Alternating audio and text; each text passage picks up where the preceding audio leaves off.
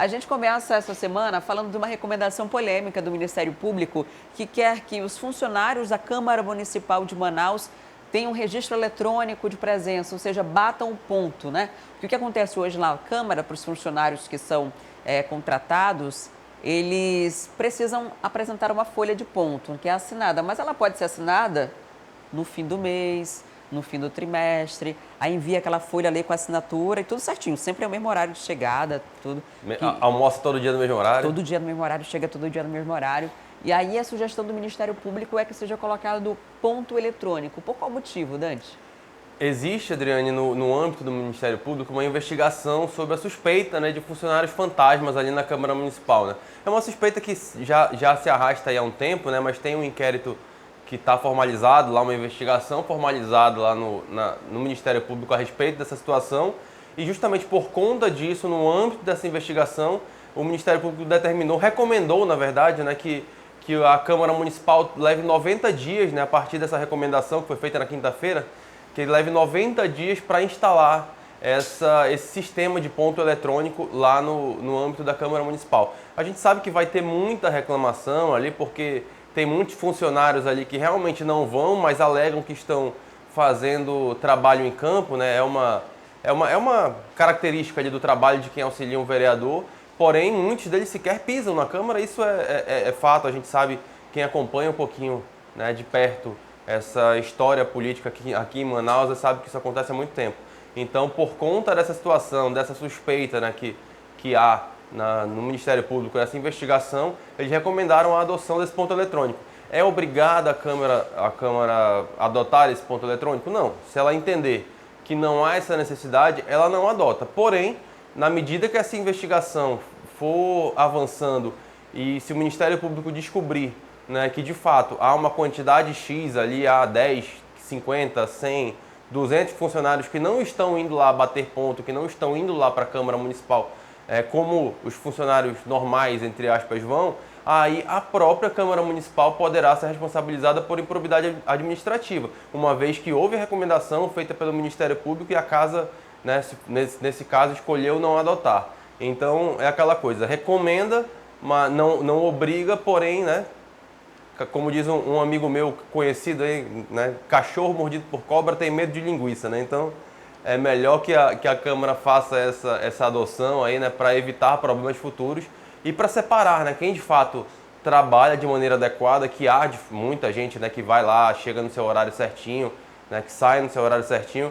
Claro que há uma variação, vão de ônibus, o trânsito, né? Nunca você vai conseguir chegar às 8 horas, sair para almoçar às 12, voltar às 13 e sair às 14h30 certinho. Não dá para ter esse reloginho certinho, que é o que aparece na folha de papel ali, né? Então... É preciso, inclusive, fazer essa separação do joio e do trigo. Quando a gente fala aqui do Parlamento Municipal e dos funcionários que estão ali, a maior parte é funcionário de confiança, que faz parte daquela contratação dentro da cota da atividade parlamentar, né? Que da verba de gabinete. Da verba de gabinete, que é destinada para a contratação. A gente não está dizendo que essas pessoas não trabalham. Sim. A grande maioria até trabalha, mas existem muitos apadrinhados políticos, a gente que acompanha a política há muito tempo sabe de como funciona isso na prática, e são pessoas que, quem trabalha diariamente, quem está ali todo dia, quer, inclusive, que essas pessoas que não trabalham sejam identificadas, sejam reveladas, desmascaradas, porque elas acabam acumulando, quem trabalha de verdade, acumula o trabalho de quem não vai. Isso. Faz o trabalho dos outros e tem gente recebendo dinheiro público. Então, pelo menos essa é a suspeita que o Ministério Público tem. E à medida que tem um ponto eletrônico, dificulta um possível drible aí nesses pontos, né? Porque tem gente que vai uma vez no mês na Câmara, Dante. E tem gente que nem vai, vai só para assinar mesmo. Vai uma vez só para assinar. Olha, o cara liga ali, olha, tá acabando aqui, eu tenho que entregar a folha de ponto, passa aqui, dá uma assinada rapidinho e não é só na Câmara não, tá? Não. Não é só na Câmara não. Não me impressiona o pedido do Ministério Público, me impressiona não ter ainda, né? Não ser uma iniciativa da própria Casa Parlamentar ter esse controle. E não é uma grande inovação, a gente está falando de um sistema de ponto, né, que acontece desde que o mundo é mundo, né? E que pequenas empresas têm esse tipo de sistema, né? E o grande problema dessa história toda, além de tudo isso que você já comentou muito bem aí, Adriane, é que ainda tem um detalhe. Quem trabalha direitinho, quem está lá, além de pegar o trabalho do outro, ainda fica com uma má fama, né, por conta dessa característica, desse perfil de muitos desses funcionários. Às vezes a pessoa fala, você trabalha na Câmara, eu trabalho na Câmara. Ah, pô, mas lá ninguém faz nada, ninguém nem vai, né? Tu vai trabalhar. Vida boa, né? Ainda tem esse tipo de imagem negativa associada quando tem muita gente lá, muita gente concursada, inclusive, também, que está lá trabalhando, chegando no seu horário certinho. E sem contar, gente, que existe também a desmotivação, né? Sim. Porque se um não vai e recebe, você que vai, já fica...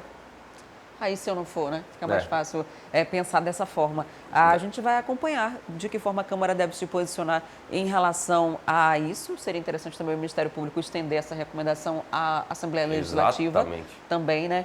E aí, quem tiver trabalho fora precisa fazer uma justificativa, assim como os funcionários de uma empresa privada, em alguns casos eles não são obrigados a bater o ponto pela atribuição, pelo tipo de trabalho que tem. Por exemplo, o pessoal que trabalha aqui na TV do setor comercial, que trabalha vendendo, trabalha na rua, o tempo todo na rua, eles não obrigatoriamente têm que estar aqui no local do horário de trabalho, né, de bater o ponto. Existem algumas flexibilizações que podem acontecer também no parlamento. E isso devidamente justificado, ali registrado. De acordo lá com cada atribuição, né? Com a raiz da sua atividade, né? Quem faz esse trabalho de campo ali na Câmara Municipal, certamente está bem identificado, é só fazer isso, justificar que não terá problema numa eventual adoção de um ponto eletrônico, né? Mas aquele que não vai, que nunca vai, aí esse aí vai ter que fazer um esforcinho para justificar o valor que está recebendo, né? Que quando chega por lá acham que é visitante, né? O presidente já se pronunciou sobre isso ou ainda não? Ainda não. A gente vai procurar hoje também para saber se vai ter alguma novidade, se ele já definiu se vai adotar ou não, e aí se a gente tiver alguma resposta a gente já passa aqui. Gostou do vídeo? Vem ver mais o nosso canal. Não esqueça de se inscrever e ativar as notificações.